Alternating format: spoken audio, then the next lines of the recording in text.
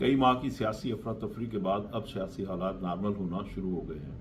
आमदा election और उसके नतीजे में एक मुस्तहकम मुंतखब हुकूमत के क़याम के इम्कानात की वजह से कारोबारी बिरादरी पुरुम्मीद हो गई है। अवाम को उम्मीद है कि मुंतखब हुकूमत अवामी मैंडेट की मदद से मुल्क को मसाइल के गर्दाब से निकालने में कामयाब हो जाएगी। इलेक्शन के अलावा भी कई जानब से तसल्ली बख्श खबरें आ रही हैं। IMF जायज़ा भी कामयाबी के साथ जल्द मुकम्मल होने की तवक्कुआत हैं, जिसके नतीजे में पाकिस्तान को $71 करोड़ की नई किस्त मिल सकेगी। स्टॉक मार्केट 56,000 पॉइंट से भी तजावुज़ कर चुकी है। गुज़श्ता माह एक्सपोर्ट्स में भी 5% इजाफा नोट किया गया है। तरसीलात काफ़ी अरसे तक गिरने के बाद अक्टूबर में बढ़ गई हैं। गुज़श्ता माह तरसीलात का हजम $2.5 अरब रहा, जो सितंबर के मुकाबले में 9.6%, जबकि गुज़श्ता साल अक्टूबर के मुकाबले में 11.5% ज़्यादा है।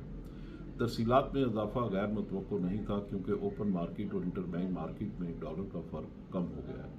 इसलिए बहुत से लोग अब हुंडी के बजाय बैंकों के जरिए रकूम भिजवा रहे हैं। अगर डॉलरों के स्मगलरों और ज़ख़ीरा अंदोज़ों के खिलाफ ऑपरेशन इसी तरह जारी रखा गया तो हालात इंशाअल्लाह मज़ीद बेहतर हो जाएंगे। अक्टूबर से कबल 6 माह तक तरसीलात का हजम 2 से $2.2 अरब तक रहा, जिसके बाद सूरत हाल में वाज़ेह तब्दीली आई है, जिसमें सबसे अहम किरदार सऊदी अरब और मुत्तहिदा अरब इमारात के तारकीन वतन ने अदा किया। रुपये की कदर के इस्तेहकाम और मरकज़ी बैंक की जानब से एक्सचेंज कंपनियों के कवानीन में इस्लाहात से भी सूरत हाल पर मुस्बत असरात मुरतब हुए हैं। अगर इलेक्शन के नतीजे में सियासी इस्तेहकाम हो जाए तो मुल्की गैर मुल्की सरमायाकारी भी बढ़ेगी।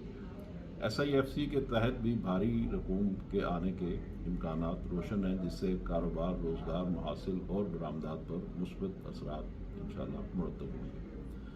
पाकिस्तान की बरामदात GDP के 10.5% के बराबर हैं, जबकि बांग्लादेश की बरामदात इसके GDP का 12.9%, श्रीलंका की 21.5% और भारत की 22.4% है। इसलिए इस अहम शोबे को नज़रअंदाज न किया जाए।